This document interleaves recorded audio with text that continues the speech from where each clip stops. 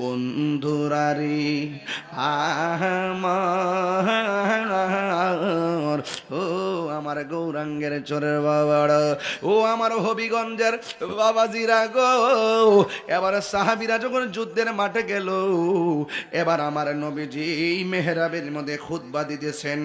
আপনারা বলেন মাঠটা যদিও দূরে, আমার নবী যদিও দূরে মসজিদের ভিতরে, আমার নবী মসজিদ থেকে যুদ্ধের মাঠ দেখার ক্ষমতা আছে না? না, এই বিশ্বাস আমরা আসেনি, হুজুর আসেনিও।